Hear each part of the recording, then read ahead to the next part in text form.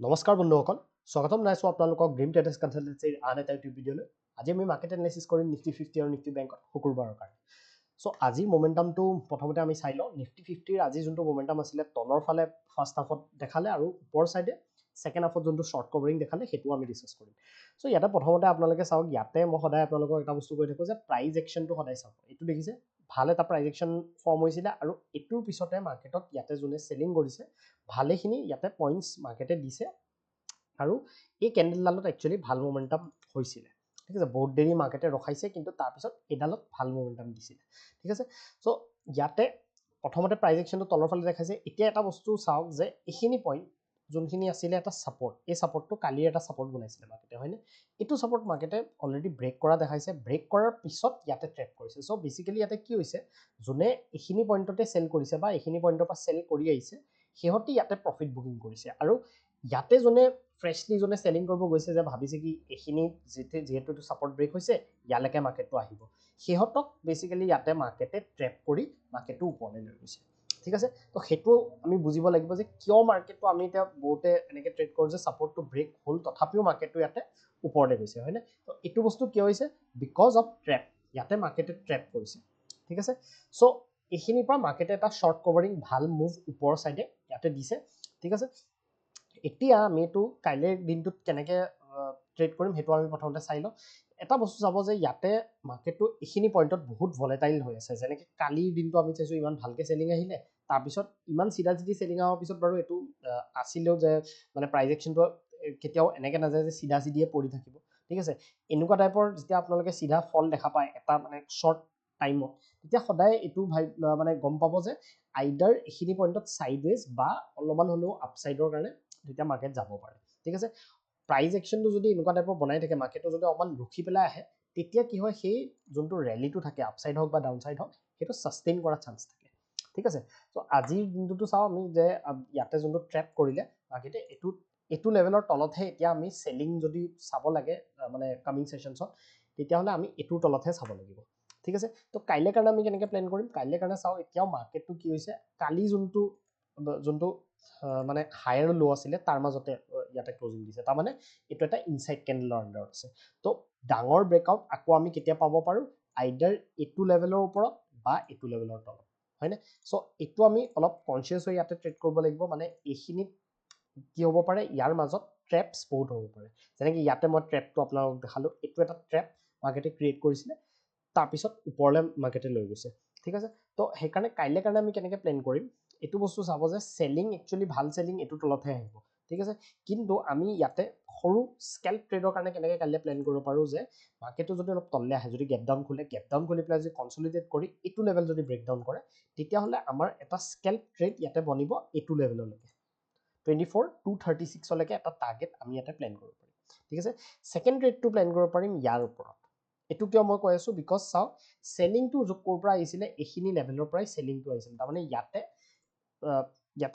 বহুত ট্ৰেডাৰ্স এইখিনিৰ পৰা ডাঙৰ ট্ৰেডাৰ্স ইয়াৰ পৰা এইখিনি এটো জায়গাত অবভিয়াসলি সেলাৰ ইয়াতে আছে ঠিক আছে তো এটো লেভেল যদি কাইলে ব্ৰিজ কৰিব পাৰে এটা ক্লোজিংটো এক্স্যাক্টলি কত হৈছে নিফটিৰ যদি আমি চাও 24315 তো 24315 মানে অলপ তলত ক্লোজিং হৈছে তো মাৰ্কেটে যদি অলপ গ্যাপ আপ খুলি পেলাই এইখিনিত কনসলিডেট কৰি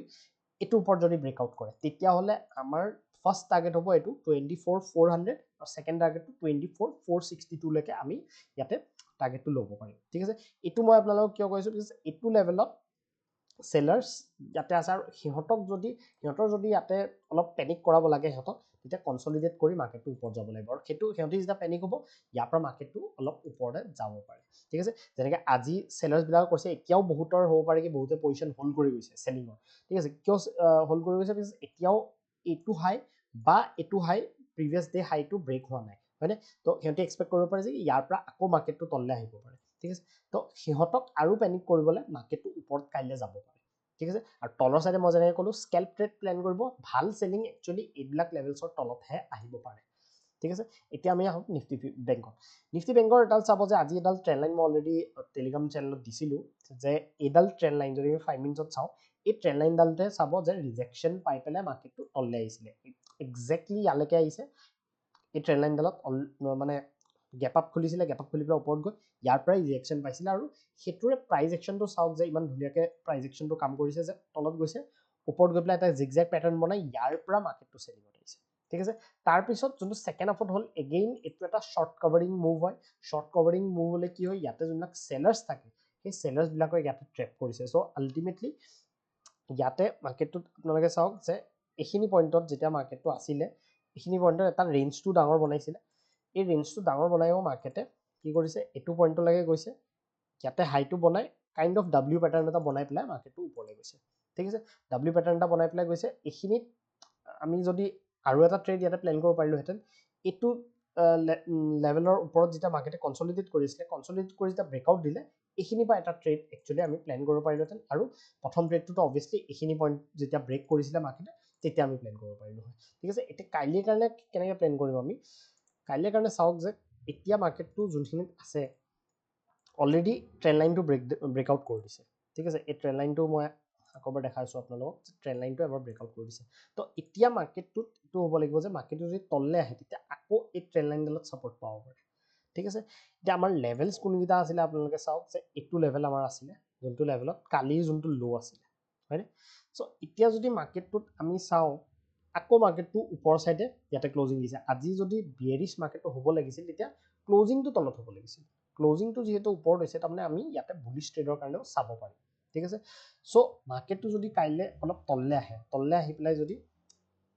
এইডাল ট্ৰেণ্ড লাইনৰ ওচৰত যদি অলপ কনচলিডেট কৰে ট্ৰেণ্ড লাইনডালৰ পৰাও ইয়াতে মুভডাল দিব পাৰে ঠিক আছে বিকজ কি হ'ব পাৰে ব্ৰেকআউট হৈছে ইয়াতে ৰিটেষ্টৰ কাৰণে আহিব পাৰে ৰিটেষ্টৰ পৰা মাৰ্কেটটো ওপৰত যাব পাৰে তো এইটো ভালকৈ আপোনালোকে চাব যে ট্ৰেণ্ড লাইনডালত যদি ছাপৰ্ট হৈছে তাৰ পৰা আপোনালোকে প্লেন কৰিব পাৰে বা মাৰ্কেটটোত এই লেভেলটো চাব এই লেভেলটোত যদি আকৌ আহে মাৰ্কেটটো আৰু এইটোত যদি আমাক ছাপৰ্ট লোৱা দেখায় ওপৰ চাইডে তেতিয়া আমি প্লেন কৰিব পাৰিম কিন্তু যদি মাৰ্কেটটো তললৈ আহি পেলাই এইটোত কনচলিডেট কৰি এইটো লেভেল ব্ৰেক ডাউন কৰি দিয়ে তেতিয়া আকৌ এটা চেলিং আমি বেংক নিফটিত চাব পাৰিম এইটো লেভেললৈকে এইটো লেভেল যেনেকৈ মই দেখালোঁ আপোনালোকক ৰেজিষ্টেঞ্চ হিচাপে কাম কৰি আছিলে 51962 লৈকে এটা এইটো স্কেল্প ট্ৰেড টাইপৰে হ'ব বিকজ এইটো বহুত পইণ্টছ ইয়াতে নাই বা 100 বা 150 পইণ্টছে আমি ইয়াতে প্লেন কৰিম তাৰ বাহিৰে নেক্সট টাৰ্গেটটো আপোনালোকৰ এইটো হ'ব কিন্তু এইটো ইমান ইজি নহ'ব মাৰ্কেটটো আকৌ ইয়াতে ছাপৰ্ট পাব পাৰে চ' ইয়ালৈকে ফাৰ্ষ্ট টাৰ্গেট ছেকেণ্ড টাৰ্গেটটো আপোনালোকে ট্ৰেইল কৰিব পাৰে ঠিক আছে আৰু ওপৰ চাইডে যদি আমি চাওঁ কি মাৰ্কেটটো বা গেপ আপ খুলি গ'ল গেপ আপ যদি খোলে এতিয়া আপোনালোকে এটা বস্তুৱে কৰিব লাগিব যে গেপ আপ খুলি পেলাই এইটোত যদি ছাপৰ্ট ল'ব আহে এই লেভেলটোত মানে যোনটো আজিৰ ডে হাই এইটো ডে হাই নহয় বাৰু বাট ক্লজিংটোৰ কথা কৈ আছোঁ মই যে ক্লজিংটোৰ ওচৰত যদি ছাপৰ্ট ল'বলৈ আহে আৰু ছাপৰ্ট লৈ পেলাই ওপৰ চাইডে দেখায় তেতিয়া আমি ওপৰ চাইডে প্লেন কৰিব লাগিব ঠিক আছে চ' আজিৰ কাৰণে মই ভিডিঅ'টো ইয়াতে সামৰিছোঁ এনেকৈ কাইলৈৰ কাৰণে প্লেন কৰিব আপোনালোকে কিবা যদি ডাউট থাকে আমাক নিশ্চয় জনাব কমেণ্ট বক্সত ধন্যবাদ